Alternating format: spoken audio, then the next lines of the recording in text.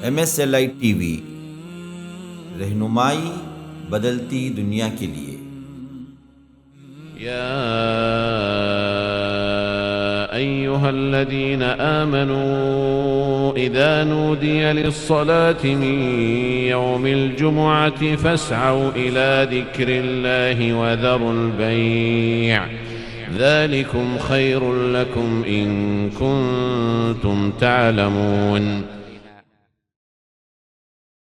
मन यहदिहिल्लाहु फला मुज़िल्ल लहु व मन युज़लिल फला हादिय लहु व अशहदु अन ला इलाहा इल्लल्लाहु वहदहु ला शरीक लहु व अशहदु अन्न मुहम्मदन अब्दुहु व रसूलुहु अम्मा बअद फ़इन्न खैरल हदीस किताबुल्लाह व खैरल हदी हदी मुहम्मदिन सल्लल्लाहु अलैहि वसल्लम व शर्रल उमूरि मुहदसातुहा व कुल्ल मुहदसतिन बिदअह व कुल्ल बिदअतिन ज़लालह व फ़ी रिवायतिन व कुल्ल ज़लालतिन फ़िन्नार।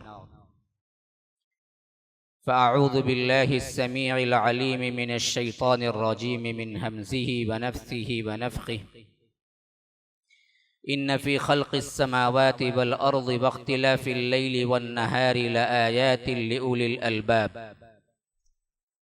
अल्लज़ीना यज़्कुरूनल्लाहा क़ियामन व क़ुऊदन व अला जुनूबिहिम व यतफ़क्करून फ़ी ख़ल्क़िस समावाति वल अर्ज़ रब्बना मा ख़लक़्त हाज़ा बातिला सुब्हानक फ़क़िना अज़ाबन नार। रब्बना इन्नक मन तुदखिलिन नार फ़क़द अख़ज़यतह व मा लिज़्ज़ालिमीन मिन अंसार। रब्बना इन्नना समिअना मुनादियन युनादी लिल ईमान अन आमिनू बिरब्बिकुम फ़आमन्ना रब्बना फ़ग़फ़िर लना ज़ुनूबना व कफ़्फ़िर अन्ना सय्यिआतिना व तवफ़्फ़ना मअल अबरार। रब्बना व आतिना मा वअदतना अला रुसुलिक व ला तुख़्ज़िना यौमल क़ियामह इन्नक ला तुख़्लिफ़ुल मिआद।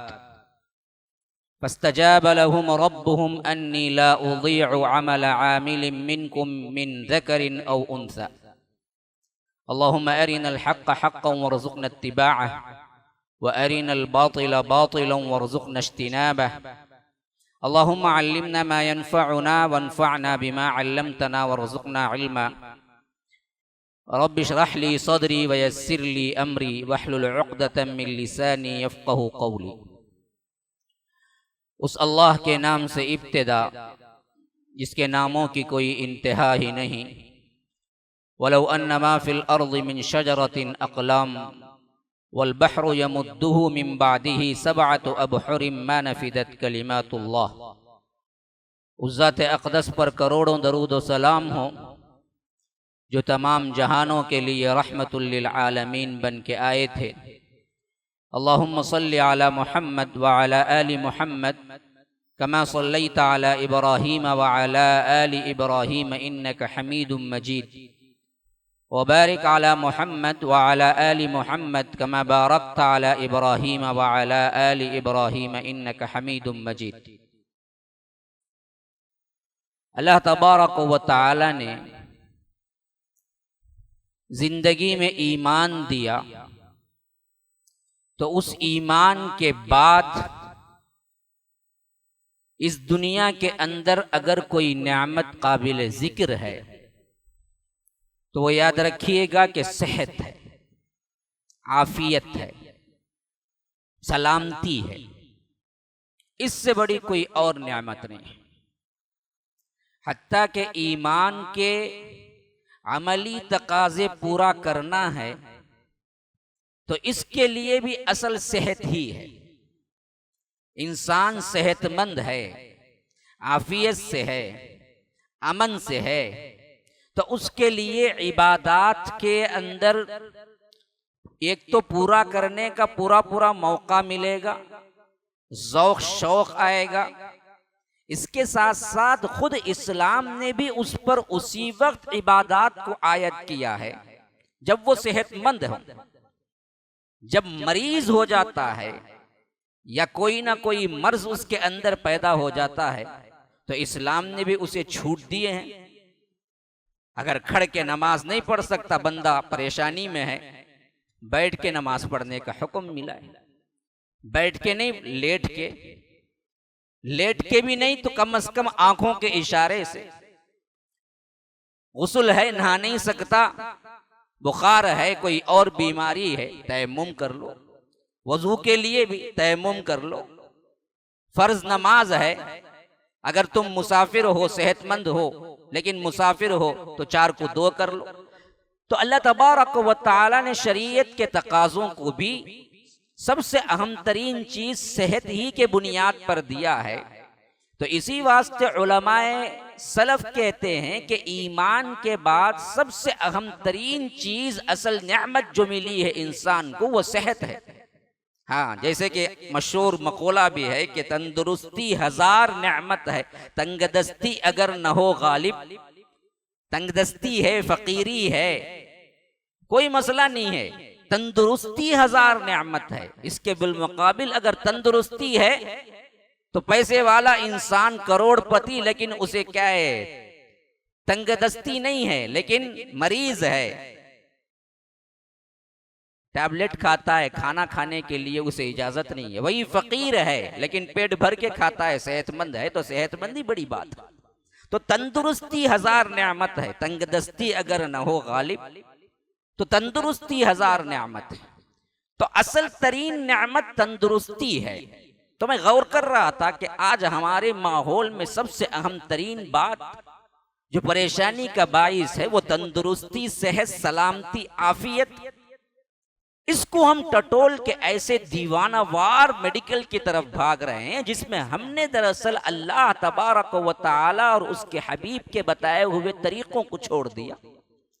अगर उतनी ही तकदो इसमें भी करते तो आपको अल्लाह तबारक व तआला की तरफ से सेहत भी मिलती, आफियत भी मिलती, सेहत सलामती के साथ जिंदगी भी मिलती।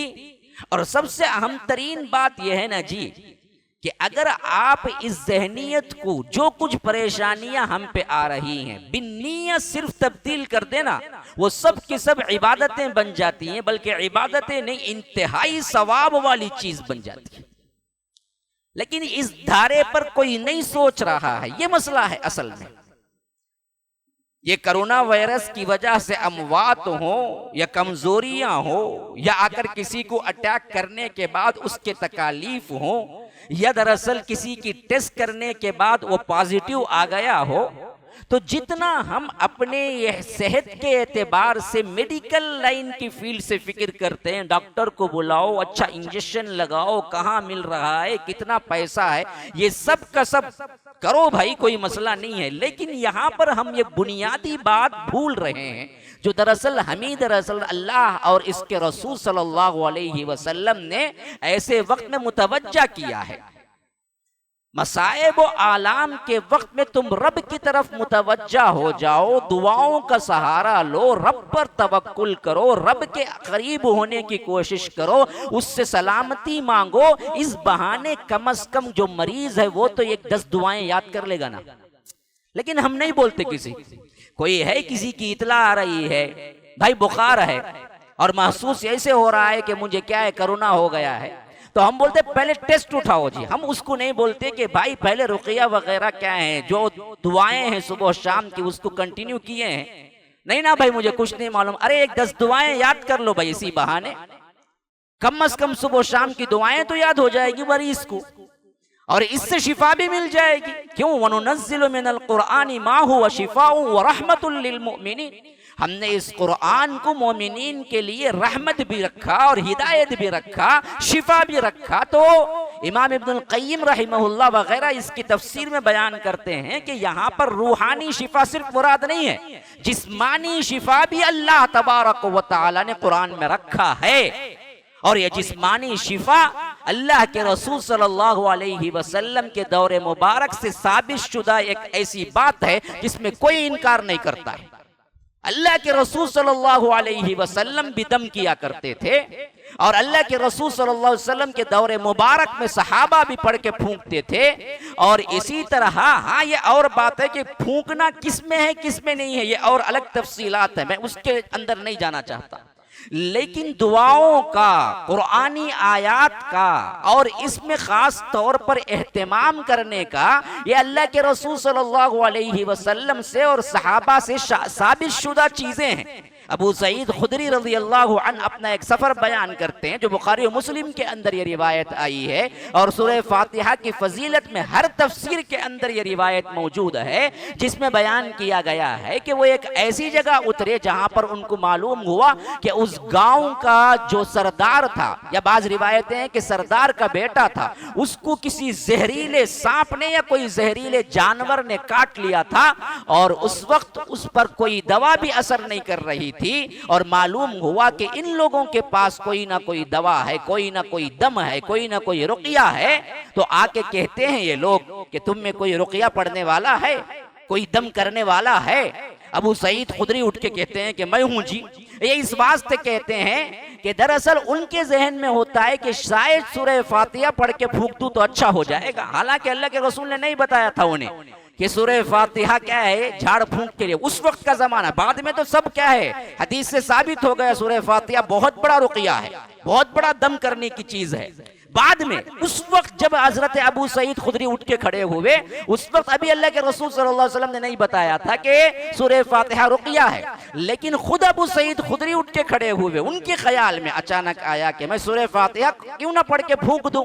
और वो जब गए साथ में, उन्होंने उसको दम किया उस जगह पर और वो अच्छा हो गया, अच्छा हो गया। और तोहफे में 30 बकरियां दी जो लेके भी आए। और वजह इसकी ये थी कि पहले वो गांव को जब इंटर हुए थे, मुसाफिर भी थे, भूखे प्यासे भी थे, उन्होंने खाना मांगा था, लेकिन उस गांव वालों ने मेहमान नवाजी नहीं की थी। इस वास्ते हजरत अबू सईद खुदरी ने जब दिया उन लोगों ने तोहफा 30 बकरियों का, वो लेके आ गए और फिर उसको इस्तेमाल नहीं किया जब तक कि क्या अल्लाह के रसूल सल्लल्लाहु अलैहि वसल्लम से पूछ न लिया। कि अल्लाह के रसूल सल्लल्लाहु अलैहि वसल्लम ने कहा कि खाओ, ये अल्लाह की तरफ से तोहफा है और मेरा हिस्सा भी निकाल के रखो। क्यों? मैंने ही तो सिखाया था तुम्हें फातिहा। अच्छा, इसके बाद खुद पूछा, हजरत मोहम्मदुर रसूलुल्लाह सल्लल्लाहु अलैहि वसल्लम ने पूछा अबू सईद खुदरी को कि आखिर क्या वजह है कि तुमको कैसे पता कि ये रुकिया है, ये पढ़ के फूकने से क्या है, जहरीला असर कम हो जाएगा, जहर चला जाए, तुमको कैसे पता? हजरत अबू सईद खुदरी ने बाज़ रिवायतों में ये बात सराहत के साथ है कि अल्लाह के रसूल, मेरे जहन में ख्याल आया कि ये सूरह फातिहा पढ़ के मैं फूंक दूं। तो अल्लाह के रसूल सल्लल्लाहु अलैहि वसल्लम के इनके फहम पर मुबारकबाद दी।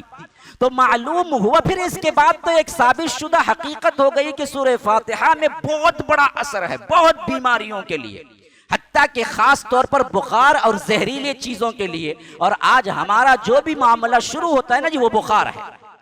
बुखार में सूरह फातिहा बहुत बड़ा, यूं समझिए कि ऐसा नुस्खा है जिससे कभी कोई मायूसी नहीं होगी अगर वो सुबह शाम अपने ऊपर दम करता रहे सूरह फातिहा। क्योंकि इब्न क़य्यिम कहते हैं कि मुझे अजीब इंकिशाफ हुआ जब मैं मक्के में था और उस वक्त मुझे ऐसी बीमारी ने आ लिया जिसकी कोई चीज, कोई दवा नहीं थी और उस वक्त मेरे पास दवा करने के लिए कोई पैसा भी नहीं था। मैं तो मुसाफिर मक्के में था और कई महीनों तक वो बीमारी रही और मैं इस वक्त सिर्फ सूरह फातिहा के अलावा कोई इलाज नहीं किया। और मैंने उस वक्त वो सूरह फातिहा के वो करिश्मे देखे जो इससे पहले मैंने किसी किताब में नहीं पढ़े थे। ऐसे अल्लाह ने शिफा दी मुझे, सिर्फ सूरह फातिहा पढ़ता रहा। तो सूरह फातिहा असल में बहुत बड़ा दम है, बहुत बड़ी रेमेडी है आज के मसाइल के लिए। लेकिन हम दरअसल इस तरफ मुतवज्जा नहीं है। एक दूसरा क्या है, मसाइब और आलाम को हाय वाए कहकर क्या है, बड़ा हर आदमी परेशान, हर आदमी दरअसल शाकी नजर आता है, रब से भी तकदीर से भी। हालांकि इसी सोच को आप थोड़ा सा बदल लेना, आपको सवाब ही सवाब है। सिर्फ बदलने से, कोई और काम नहीं, सिर्फ नीयत तब्दील कर लेने से। क्या ये मसाइब व आलाम जो हैं ये अल्लाह तबारक व तआला ने भेजे हैं और ये अल्लाह तबारक व तआला ही की तरफ से आए हैं और उसी के हुक्म पे जाएंगे। लेकिन मैं अल्लाह के लिए इन तमाम पर सब्र करूंगा तो फिर आपका एक एक लम्हा इबादत से भी बढ़कर सवाब है आपको। खाली नीयत तब्दील की, खाली नीयत तब्दील की।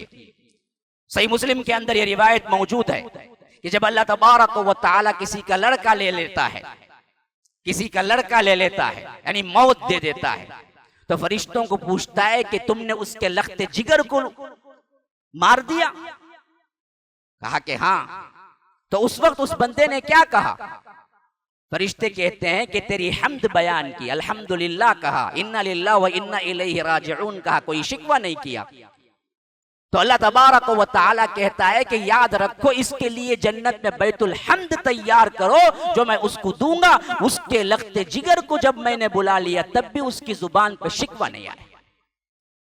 जिनके बच्चे मर गए हैं उनके माँ बाप के लिए बहुत बड़ा मुश्ता है। इसी तरह एक सहाबी के बारे में आता है कि अल्लाह के रसूल सल्लल्लाहु अलैहि वसल्लम के पास गमज़दा खड़े हुए थे जिनका बच्चा वफात पा गया।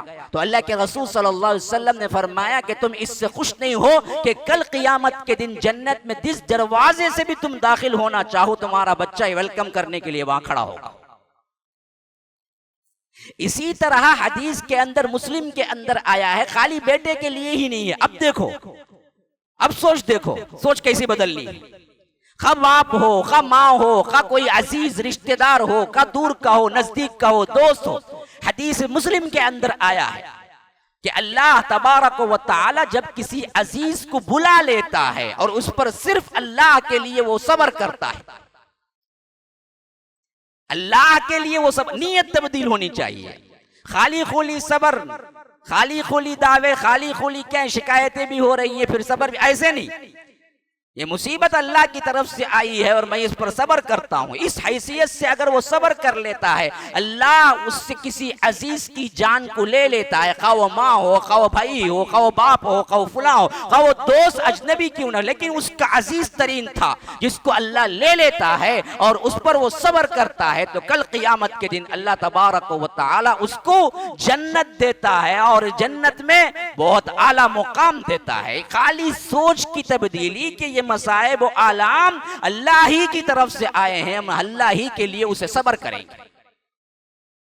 अब इसी तरह अच्छा जो लोग चले गए उनके बारे में जी, जो जिंदा हैं लेकिन तकलीफें उठा रहे हैं, उनको भी बहुत बड़े बड़े इनामात हैं, याद रखिए।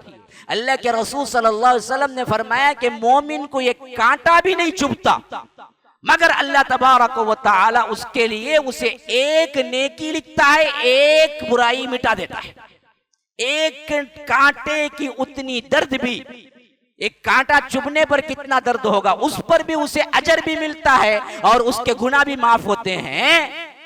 तो जो लोग बुखार में तड़प के हड्डियों का दर्द, रगों का दर्द, फिर क्या है 20-20 दिन, 15-15 दिन वो उठते हैं ना, अल्लाह के रसूल सल्लल्लाहु अलैहि वसल्लम उनके बारे में फरमाते हैं वो गुनाहों से ऐसे धुल जाते हैं जैसे पित्तड़ के वक्त, जैसे क्या है मौसम सरमा में पूरा का पूरा दरख्त क्या है पत्तियों से और दरख्त में जो पत्ते लगे हुए हैं उन सब से खाली होके तन्हा दरख्त कैसे खड़ा होता है, उस तरह उसके जिस्म से तमाम गुनाह झड़ जाकर वो ऐसे बनता है जैसे इसने कोई गुनाह किया ही नहीं।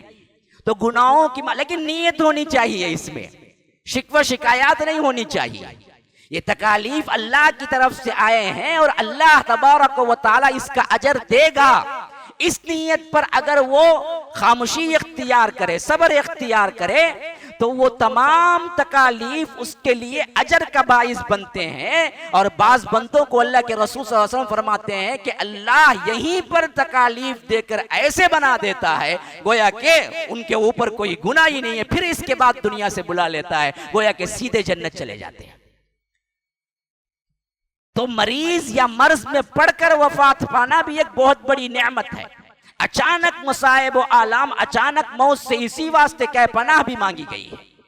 तो आज का जो माहौल है इसमें दो तरह की बातें अच्छी तरह सुन लीजिए।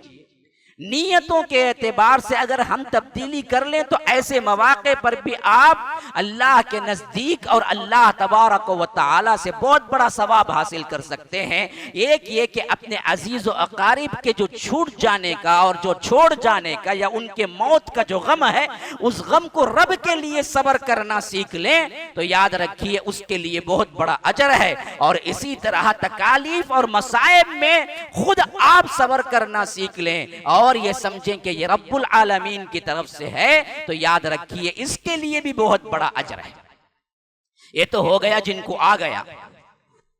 तीसरी बात जहां पर किसी की नजर ज्यादातर नहीं जा रही है वो ये, मौजूदा हालात में खाली मेडिकल व्यू भी सब कुछ है या उसी पे तकिया करके बैठ जाना है। ये बहुत बड़ी गलती हो रही है हमसे, जहां पर हमने शिफा के सबसे अहम तरीन जो अल्लाह तबारक व तआला के पसंदीदा घर हैं उनको भी लाक करने के लिए जवाज बना लिया। ये इसी दरअसल क्या है, सोच का नतीजा है कि इस वबाई अमराज या जो कुछ खासकर कोरोना है, इसको सिवाय मेडिकल जो कहता है उसके अलावा कोई रेमेडी नहीं। हालांकि ऐसी बात कभी नहीं हुई है, ये सिर्फ तारीख में एक अजीब वाकया है जिसके लिए ऐसी बात कही जा रही है। और इसको क़ियास माअल फारिक कहते हैं, ऐसे तदबीक देना जिससे वो तदबीक निकलती नहीं।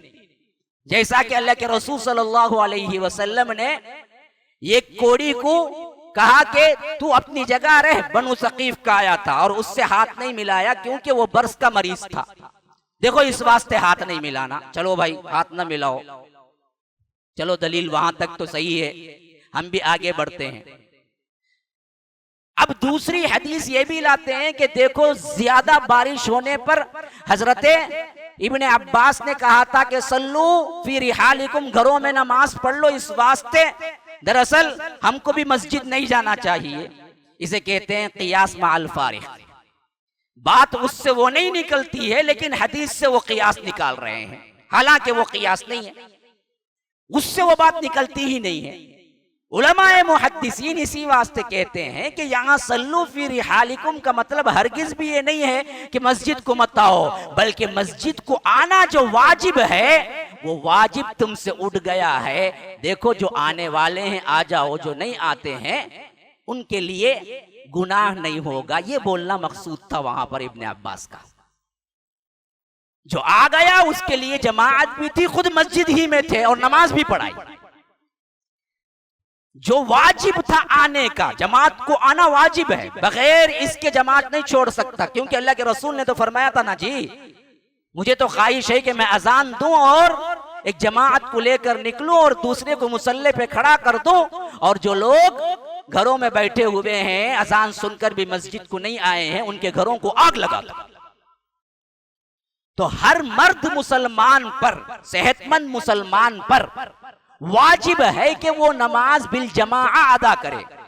तो बारिश के मौके पर इब्ने अब्बास रज़ियल्लाहु अन्हु ने क्यों ऐलान किया? इस वास्ते ऐलान किया कि देखो वो वाजिब जो है आकर ही नमाज पढ़ना, वो दरअसल आज एक्सक्यूज है तुम्हें, इस नमाज के लिए बारिश ज्यादा हो रही है, इस वास्ते तुम चाहो तो नमाज पढ़ लो। लेकिन जो आ गया वहां नमाज हुई भी और वो खुद भी मस्जिद में थे। तो इस वास्ते इससे ये दलील लेना कि मसाजिद को लाक करने का हुक्म दिया गया, नऊज़ बिल्लाह सुम्मा नऊज़ बिल्लाह, ये शायर इस्लाम के खिलाफ है। मसाजिद को कहीं कभी बंद नहीं किया गया, कोई मिसाल नहीं मिलती। तो ये दरअसल मेडिकल लिहाज से जो रिपोर्ट हम तक पहुंचे हैं कि इससे लगता है या छूने से लगता है या फलां से लगता है, हम उसके इनकारी नहीं है, लेकिन उस पर ही तकिया करके बैठ जाना ये दरअसल क्या है, जहालत है और इल्म की नावाकिफियत भी है। अब असल मसला क्या है, मेडिकल लिहाज से आपको जो करना है कीजिए, डॉक्टर जो कहते हैं कीजिए। 100 मरतबा लाइफ बॉय से हाथ धोता है धो, नहीं तो हमाम में खड़ जा 24 आवर्स, कोई मसला नहीं, निकल के मत आ। लेकिन मसला ये नहीं है कि सिर्फ इसी पर तकिया करो, बल्कि ये है कि तुम्हारे लिए इसके अलावा जो रब्बुल आलमीन ने तुम्हारे वास्ते खुसूसी शिफा नाजिल की है वो कुरान और दुआओं में है, उसका एहतमाम करो और तवक्कुल तो रब पर ही रखो। इस पर इसके अंदर कोई असर नहीं है। याद रखिए, अब हमारा ईमान खराब हो रहा है कि कोरोना वायरस लगता है। कोरोना वायरस नहीं लगता जी, अल्लाह की कसम कोरोना वायरस नहीं लगता, अल्लाह के हुक्म से लगता है। ये यकीन है, असल ये अकीदा है। अल्लाह के रसूल सल्लल्लाहु अलैहि वसल्लम ने इसी वास्ते जाहिलियत में भी यही अकीदा था कि लगने वाली बीमारी है तो अल्लाह के रसूल सल्लल्लाहु अलैहि वसल्लम ने शिद्दत से इनकार किया कि बीमारी लगने वाली नहीं है। ला अदवा वला तियरत वला हमामत वला सफर, कोई बीमारी मुतअद्दी नहीं है, कोई बीमारी लगती नहीं है। ला अदवा उसी से मुतअद्दी है, उसी से लगना है, उसी से फैलना है। आज इस हदीस को बयान करने वाले बहुत कम है, लगे हैं फिर्र मिनल मजजूमी। देखो अल्लाह के रसूल ने कहा कि मजजूम को देख के भागो। मजजूम, अगर मजजूम जो है बरस कोड़ी वाला जो है उससे देखकर भागो, जो हदीस आई है, मैं पूछता हूं अगर वो मस्जिद में नमाज पढ़ने के लिए आ जाए तो ये हदीस भी है कि इनकार करके उसे धक्के मार के बाहर निकाल दो। बताओ, एक मजजूम, एक बरस वाला, एक कोड़ी नमाज को आ गया, क्या करेंगे? क्या हुक्म है उसका? बताओ, तारीख इस्लाम में कभी किसी मजजूम को क्या मस्जिद से निकाला गया? बताओ, पूरी तारीख में मजलूम नहीं थे मस्जिद को आने वाले, कोई कोड़ वाला, कोई मर्ज वाला एक भी नहीं था जो मस्जिद को आता था। करोड़ों लोग थे। हम तो अपने बचपन में भी देखा है कईयों को मस्जिद को आने वाले जिनको कोड़ था, अपने बचपन में देखा है। आज कोड़ की बीमारी बहुत कम हो गई है, लेकिन जमाने में बहुत लोगों को थी। तो उसको लाके इस हदीस से फिट करना कि देखो अल्लाह के रसूल ने मजलूम को जो है कोड़ की बीमारी वाले को ऐसे कहा कि जैसे शेर को देख के भागते वैसे भागो। इसका मतलब यह है कि अगर ये आ जाए मस्जिद को तो हम क्या धक्के मार के निकाल देंगे उसको? अजीब चीजें हैं, कहां का लाकर कहां फिट कर रहे हैं। सिर्फ दरअसल ये मेडिकल रिपोर्ट जो बता रही है उसको सही साबित करने के लिए। अल्लाह ताला नेक हिदायत दे इन लोगों को, पता नहीं इल्म कहां चला गया। असल हकीकत तदबीर बताई गई है, बस जिनके लिए ज़ोफ़े ईमान है, जिनके वास्ते क्या है, ऐसा खदशा है कि इससे मुझे लगेगा, तो उनके लिए एक एक्सक्यूज दिया गया है कि भाई अगर ऐसा सोचते हो तो तुम एहतराज कर लो, दूरी इख्तियार कर लो। लेकिन पूरी उम्मत को दरअसल उस पर वाजिब नहीं करार दिया गया कि देखो सब मिलके भागना है। सब मिलके भागे तो बेचारे को क्या होगा? कहीं तो था ना वो मदीने में आके, जब अल्लाह के रसूल ने उसको बैत के लिए नहीं बुलाया तो वो बंदा कहीं तो था, लोगों के साथ ही तो था। तो उनके लिए क्यों नहीं कहा अल्लाह के रसूल सल्लल्लाहु अलैहि वसल्लम ने उसे अकेला छोड़ के चले जाओ, जंगल में फेंक दो? ये क्यों नहीं बोले? तो ये कहे तदबीर, उस हैसियत से बोले। तो हमने क्या किया, इन रिपोर्टों में खास तौर पर जो बनाकर पेश कर दिया गया, ये पता नहीं क्या है दुनिया में जो कुछ भी हो रहा है, अल्लाह आलम। हम क़ियासियात पर नहीं गुफ्तगू करते, लेकिन हकीकत हाल पर गुफ्तगू करना जरूरी है कि याद रखो ये तमाम चीजें छींक से लगता है, हाथ से लगता है, ये फला, अल्लाह की कसम अल्लाह के इज़्न के बगैर नहीं लगता। लगता है बराबर, इज़्न होना जरूरी है। तो तासीर किसी के अंदर नहीं है, असल में तासीर है तो रब के हुक्म से ही है। जब रब का हुक्म होगा तो जरूर लगेगा। तो इस हैसियत से अल्लाह के रसूल ने जहां ये कहा कि मजलूम को देख के भागो, एहतियात करो, बीमार ऊंटों में सेहतमंद ऊंटों को न मिलाओ, ये तमाम हदीस आई हैं जिसको रख के आज बहुत बड़ा हंगामा बर्पा किया जा रहा है। इसके बिलमुकाबिल तरदीद भी की के लगती नहीं है। अल्लाह के रसूल सल्लल्लाहु अलैहि वसल्लम जब ये हदीस बयान की, बड़ा अहम तरीन वाक़िया है जो बुखारी के अंदर भी आई है हदीस, और इसी तरह दूसरी रिवायतों में भी आई। ला अदवा वला तियरा, देखो कोई मुतअद्दी बीमारी नहीं होती, कोई लगने वाली बीमारी नहीं होती। तो एक जो बद्दू सहाबी थे वो उठ के खड़े हुए, जो गांव वाले थे, उन्होंने कहा अल्लाह के रसूल फिर क्यों ऐसा होता है कि एक बिल्कुल ऊंटों का बाड़ा, ऊंट रहने की जगह ऐसी होती है जिसमें खूबसूरत अच्छे बेहतरीन हिरनी जैसे ऊंट होते हैं, भागते दौड़ते, और हम क्या करते हैं, दूसरे बाड़े में से कोई ऊंट ले आते हैं जिसके अंदर मर्ज होता है या खारिश होती है, खारिश की एक खास बीमारी होती है खुजली की ऊंटों के अंदर। तो वैसे एक ऊंट को हम लाके इसमें बांध देते हैं, तो फिर हम देखते हैं कि बहुत जल्द वो हिरने जैसे ऊंट, वो बेहतरीन कूदते खेलते ऊंट, खूबसूरत ऊंट, इस एक ऊंट की वजह से खारिश ज़दा हो जाते हैं पूरे के पूरे। जब आप कहते हैं कि बीमारी नहीं लगती तो फिर ये क्यों होता है? ये साहबी पूछ रहे हैं अल्लाह के रसूल सल्लल्लाहु अलैहि वसल्लम से। यहां तो मालूम हो रहा है कि बीमारी लगती है, क्योंकि पूरे ऊंट अच्छे थे, एक ऊंट आया था मरीज, इसकी वजह से तमाम ऊंट क्या है मरीज हो गए। ऐसा क्यों होता है तब? तो अल्लाह के रसूल सल्लल्लाहु अलैहि वसल्लम ने तब भी दरअसल ऐसा क्वेश्चन किया जो आज के तमाम हीले बहाने करने वालों के लिए थप्पड़ है। पूछा अच्छा ऐसा है तो वो पहले ऊंट को कहां से आई खारिश वाली बीमारी? एक ऊंट को आई तो सबको लगी, जब ये लगती है तो पहला ऊंट जिसको आई वो कहां से आई? वो किससे लगने से आई? उस वक्त तो कोई ऊंट था ही नहीं ना, पहले आदमी को कैसे आया? हाँ, कोरोना वायरस फैलता है तो पहले आदमी को कहां से आया? अमेरिका दल है, बोलो अब तक। वुहान सिटी में सबसे पहला मरीज जो आया ना जी, उसे कैसे आई? फैलता है मालूम है ना, फैलता है मान लिए, तो अब सवाल यह है कि पहला कोरोना वायरस का मरीज कैसे बना? अब जवाब एक ही जाना पड़ेगा, अल्लाह के हुक्म से। बस अल्लाह के हुक्म से ही फैलता है, मसला खत्म। जो हुआ अल्लाह के हुक्म से हुआ। इसी वास्ते अल्लाह के रसूल ने पूछा कि पहला खारिशज़दा जो ऊंट था, पहली बीमारी जिसको लगी वो कहां से आई? तो यहां गोया कि तरदीद हुई कि बीमारी के अंदर तासीर नहीं है खुद ब खुद फैलने की, वो तासीर रब डालता है। तो जब किसी बीमारी में ये तासीर रब डालता है तो उसके एहतियाती तदाबीर के तौर पर आप मेडिकल लिहाज से आप कुछ इख्तियार करते हैं और डॉक्टर्स कहते हैं तो आप कहेंगे और हम भी कहेंगे कि इख्तियार करो, लेकिन जब ये बात इबादतों के अंदर आएगी तो वहां पर ये डॉक्टर के साथ साथ इस्लाम क्या कहता है देखा जाएगा। और इसकी रेमेडी असल तौर पर, क्योंकि मजलूम हाथ में कोड़ है, या यानी कोड़ ऐसी एक बीमारी है जो आज़ा को खा जाता है, आपको दिखेगा तो साबित है, हकीकत है, आप उससे दूरी इख्तियार कर सकते हैं। लेकिन कोरोना वायरस कहां जी दिखता? किस बुनियाद पे दूरी इख्तियार करेंगे? यहां से लाके यहां फिट करना? भाई वो बीमारी जो हकीकत में थी सामने, उसको कहा के दूर रहो। जो बीमारी दिखती ही नहीं उसको कैसे तुम कहोगे? अब इसके लिए क्या अलग से टेस्टिंग शुरू कर दोगे कि पहले हम टेस्ट करेंगे फिर इसके बाद मस्जिद भेजेंगे? अजीब, कहां से लाकर कहां मिला रहे हैं। देखिए, एक बीमारी है हकीकत, एक बीमारी है दिखने वाली, एक बीमारी है दिखने वाली नहीं है। तो कैसे दोनों का हुक्म एक होगा? जबकि ये दिखने वाली बीमारी थी तो अल्लाह के रसूल ने कहा मजलूम से भागो, लेकिन बीमारी दिखती ही नहीं है, फिर इस पर एतकाद रख लो। ये कहां से साबित हो गया?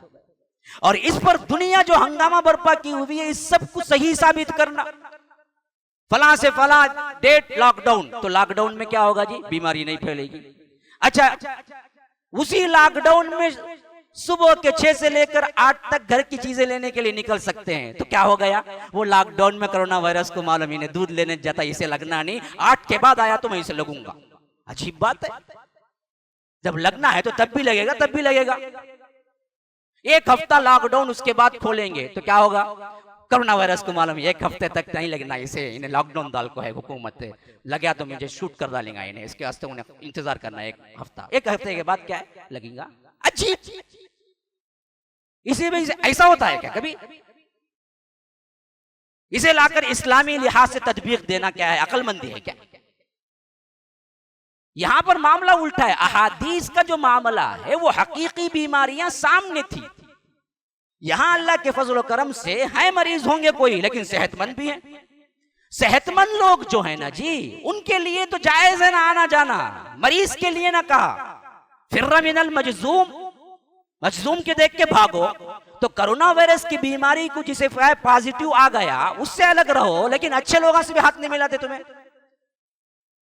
जिनको है उससे हाथ मत मिलाओ भाई, जिनको नहीं है उनको कहां हुक्म है? ये हुक्म साबित नहीं होता ना,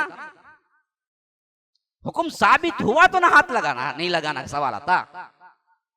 बीमारी है या नहीं मालूम नहीं ना तुम ना, कैसे मालूम करेंगे? और उसमें से क्या है? रिपोर्ट्स भी क्या है? खुद रिपोर्ट उठाने वाले अच्छे अच्छे इदारे बोलते हैं 80% फेक करो, अच्छा बिच्छा चलने को फिर ले गए उसे ही पॉजिटिव, बुढ़ा मरने वाला उसे ही पॉजिटिव, उन्हें कैसा भी मरा, उन्हें उस पर मरा, सब बोलते हैं, अपने आप से बोलते हैं भाई, अब पूरा हॉस्पिटल में ये रिपोर्ट भाई मिलती है बोल। फिर भी क्या करते हैं, इस पर सवाल उठा के बोलते हैं कि मसाजिद बंद करना ही अच्छा है। अजीब बात है, तुमको खुद मालूम कितना धोखा है, 90% धोखा है उसमें, तो उसको कैसे तुम दलील बना सकते हो कि ये दरअसल क्या है, मजलूम की जो हदीस आई है वो इस पे फिट होती है? हरगिज़ भी फिट नहीं होती, वो जाहिर चीज थी, बीमारी थी, सामने था। और इसी तरह देखिए एक दूसरी सबसे अहम तरीन बात के खत्म कर देता हूं, सोचते रहेंगे लॉकडाउन में भी 40 मिनट से कम नहीं बोलता ना, ये नहीं मैं सोच के चाया कौन सा बाहर जाके बहुत बड़े कारनामे अंजाम देना है, हमें कहीं को जुम्मा कम कर देना, बाहर जाको करते क्या क्या अभी तो नहीं, सब लॉकडाउन, खाली नित नए खाने बनाना, पकाना, टेस्ट करना, खाना, उसके अलावा है काम क्या? तो हमें कहीं को क्या है 40 मिनट से भी कम कर देना। तो बहरे कैफ एक और बात, जहां वबा है वहां न जाओ, और जहां वबा के लोग हैं वो वबा से बाहर ना निकले, ये भी पेश करके बोलते हैं देखो देखो उसका मस्जिद बंद करना। अजीब बात है, जहां वबा है वहां ना जाओ, ओके, जहां वबा आ गई है वो लोग कहां जाना, वो लोग बाहर नहीं जाना, अंदर रह जा, नहीं अंदर रह जा। तमिलनाडु में वबा है, पूरे वबा सदा ही, पूरे मिल को मस्जिद के तो शिफा मिलेंगी, कई को रुके भाई, वबा जहां है वहां ना जाओ। अब कोई बंदा इंडिया से वहां जा रहा है, मसलन समझो कि कोई और जगह जा रहा है जहां पर वबा नहीं है, तो उसको ये हदीस सेट होती है कि बिल्कुल वबा है, तुम वबा का इलाका छोड़ के नहीं जाना। अब पूरा हिंदुस्तान, पूरा तमिलनाडु ही वबा है, अंदर अंदर मस्जिदा भी रोक लो, कहां बोले वबा है सो जगह जाओ ना, वबा पूरा तो है ना, सब में वबा है ना जी, वबा ज़दा लोग कहां जाएं, कहां भी जाओ, उनके अंदर कहां होना जाओ, कहां होना जाते हैं, हमें क्या है उसमें? हदीस में जो आया है कि ताउन प्लेग जो उस जमाने में था, उसके बारे में खास तौर पर आया कि तुम सुनो अगर किसी बस्ती में ताउन है तो तुम वहां सफर ना करो, और ताउन वाली जो बस्ती है उन बस्ती वालों से कहा कि तुम वहां से ना निकलो। क्यों? ये ले जाके फैलाएंगा बोलते, बिल्कुल सही बात है, हम भी मान लेते। अब मानते नहीं मानते, तमिलनाडु में वबा है नहीं है, मानते ना, फिर तमिलनाडु के अंदर अदमियान मस्जिद खोल को नमाज पढ़े तो क्या होता, उन्होंने कहां बाहर जाते, उन्होंने कहां भी बाहर जाते हैं, उन्होंने कहां भी नहीं गए ना, तमिलनाडु के अंदर पूरा वबाच है। अब यहाँ के अंदरूनी लोग बाहर कहीं भी नहीं गए, तमिलनाडु के अंदर मिल लेते हैं, तमिलनाडु के अंदर रहते हैं, उनको कहीं बाहर बाहर ये लोग मत जाओ जहां पर वबा नहीं है। यहां तो पूरा डिक्लेरेशन हो गया, पूरे पूरे इंडिया के अंदर वबा है। अब सिर्फ बाजारों में जाने वबा नहीं है, माल में जाने वबा नहीं है, तुम्हारे ख्वाहिशात पूरे करने वबा नहीं है, वबा कहां है? मस्जिदा में फकत है, उसे लाक कर डालो। ये कहां से हदीस से निकल गया? तो तुम बोलना यह चाहते हो कि तमिलनाडु के पूरे इलाके में वबा तो नहीं है, जहां चाहे जा सकते हैं, लेकिन मसाजिद में वबा है, इस वास्ते मत जाओ, नऊज़ु बिल्लाह। जबकि अल्लाह के रसूल कहते हैं अहब्बुल बिलाद इलल्लाहि मसाजिदुहा, पूरे शहरों के अंदर महबूब तरीन जगह अल्लाह तबारक व तआला को वो मसाजिद हैं। अबगदुल बिलाद इलल्लाहि अस्वाकुहा, और बदतरीन जगह है बाजार है। और हम कहते हैं कि बदतरीन जगह मस्जिद है, बेहतरीन जगह बाजार है। बाजार को तो जाने में रोक नहीं है, मस्जिद जाने में रोक है। ताला लगाना बिल्कुल सही है, अगर इसके खिलाफ कोई बोलता है तो इसने गलत समझा, जाहिल है, नाइल्म है, फां है, बेइल्म है, उलमा की मुखालिफत करता है, ऐसा करता है, वैसा करता है। जिन अहादीस को बेस बनाकर तुम फतवे लगा रहे हो, वो अहादीस उसके लिए दलील बनते ही नहीं है। वबाज़दा इलाके में मत जाओ, जहां वबाई लोग, वबा हो चुकी है, वहां से मत निकलो। हम तो वबाज़दा हैं, हम कहां निकलते हैं? हम घर से मस्जिद जाते हैं, मस्जिद से घर चले जाते हैं, हम तो वबाज़दा में है ना, बाहर कहां निकले हम? तो फिर जाने को रोकते क्यों? गवर्नमेंट क्या करती है वो दूसरी बात है, हम खुद क्या कर रहे हैं? कुरान और हदीस को पेश करके लोगों को रोक रहे हैं। आज इसके वास्ते मुझे बोलना पड़ा, मैंने खुल के नहीं बोला इससे पहले, इस वास्ते बोलना पड़ा कि आज बिल्कुल अहादीस का कोई रिलेटेड मसला ही नहीं है। उन अहादीस को लेकर आज के माहौल को फिट कर रहे हैं, जो कि बहुत बड़ी गलती है, जबकि वो अहादीस उसके लिए है ही नहीं। अब देखिए अमवास, ताऊन अमवास दरअसल 18 हिजरी में अमवास नामी एक जगह थी जहां पर फैल गए, और वो पूरा इलाका मुजाहिदीन का था जो लड़ने के लिए गए थे रूम से। अब वहां पर जब ताऊन अमवास फैला है ना जी, तो क्या वहां सहाबा, वो दरअसल मुत्तफिका तौर पर सबको मालूम लगने वाली बीमारी ताऊन, आंखों देखे बाप मर रहा है, बेटा मर रहा है, बेटे का बेटा मर रहा है, बेटे का बेटा मर रहा है, भाई मर रहा है, भाई मर रहा है, एक एक बोल के फौज मरती जा रही है। ऐसे वक्त में हजरत अबू उबैदा इब्नुल जर्राह वहां के क्या है, सिपह सालार हैं, फिर मुआज इब्नु जबल भी सिपह सालार हैं, फिर इसी तरह उनके बेटे भी क्या हैं, वहां के सिपाहियों में से हैं। ये बड़े बड़े सहाबा क्या जमाअत से नमाज पढ़ना तर्क कर दिया था? ये और बात है कि उस जगह को छोड़कर बाहर नहीं गए, और उस जगह को हजरत उमर आने के लिए तैयार हो गए थे, तो सहाबा ने कहा कि ऐसी जगह को मत आने के लिए अल्लाह के रसूल ने कहा है, तो हजरत उमर वापस चले गए, तो वहां नहीं गए। ये बात सही है। लेकिन अमवास के अंदर जितने सहाबा थे, क्या वो सहाबा एक दूसरे से मिलना, नमाज बाजमात पढ़ना छोड़ दिए थे? कहां है दलील? जबकि मरते जा रहे थे, क्योंकि उसकी पहली निशानी होती थी कि एक घुटली आती थी बगल में, छोटी सी फुंसी, ये निशानी होती थी, चलो इसको मर शुरू हो गया। जैसे अब बुखार का सिम्टम क्या है, कोरोना के लिए है, वैसे ताउन का सिम्टम क्या था, बगल में एक फुंसी थी, वो आ जाती थी, और वहां से बस 1-2 दिन इंसान बिल्कुल ढांचा हो जाता था, पूरा गोश्त उतर जाता था, फिर वफात पाता था। आंखों देखे हजरत अब्दुल्ला अबू उबैदा गुजरे, हजरत मुआज को बना के गए, मेरे बाद तुम अमीर हो, लेकिन वो नहीं बोले, वो ये नहीं बोले कि यहां से भागो, कहा कि इसी में मरूंगा, और इसी में मरे। हत्ता के उनसे पहले उनके बेटे मरे, उनके आंखों के सामने, नौजवान, इनो मरते वक्त सिर्फ 40 साल है, तो बेटा 19 साल का था, आंखों के सामने मरे। ना जमात तर्क हुई, ना नमाज तर्क हुई। फिर उसके बाद ये भी मर गए। जलीलुल कदर सहाबा, एक भी अमीनु हाज़िहिल उम्मा अशरतुल मुबशरा के अंदर आने वाले अबू उबैदा है। उन 10 सहाबा में से एक है जिनको जन्नत की बशारत थी। हजरत Abu Bakr, Umar, Usman, Ali, Abdurrahman bin Auf, उसके बाद का दर्जा अबू उबैदा का है। नहीं बोले उन्होंने, हाँ मिलना जुलना छोड़ दो, हालांकि वे लगने वाली बीमारी है। तो याद रखो मुसलमानों, ये दरअसल मैंने इस वास्ते दिया कि आजकल खुद अपने हदीस का राग अलपने वाले खुद अपने अहादीस की तदबीक को गलत तरीके से इस माहौल को फिट करते हुए बताते हैं कि ये जो हो रहा है बिल्कुल हदीस के मुताबिक हो रहा है, अल्लाह के रसूल ने इसे ऐसे ही कहा था। हालांकि किसी भी हदीस की तदबीक इस माहौल पे सेट नहीं होती, अगर होती तो सही तौर पर दलाइल ले आओ। बेकार की इधर उधर की खींचमतानी करके दलील बनाना और ये कहना कि ये दलाइल बिल्कुल हदीस में है, नऊज़ बिल्लाह, अपनी मनमाने ख्वाहिशात के तावीलात हो जाते हैं। अल्लाह तबारक व तआला बचाए हम सबको, ईमान की मौत दे दे। इससे बेहतर तो ये है कि अल्लाह ईमान की मौत दे दे। अल्लाह पर तवक्कुल करते हुए जिंदगी गुजारो, कुरान और हदीस को पढ़ो, समझो और मुताले का ज़ौक़ पैदा करो, और साथ साथ दुआओं का एहतिमाम से अपने आप को बचाओ। बेहतरीन दुआएं, जो सुबह पढ़ लेता है शाम तक महफूज हो जाता है, जो शाम पढ़ लेता है जो सुबह तक महफूज हो जाता है।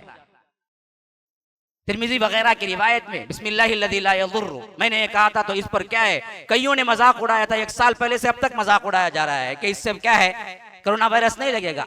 अल्लाह की कसम अगर यकीन है तो नहीं लगेगा, अल्लाह के हुक्म से ही लगेगा। यही कहने का मुराद भी था मेरा।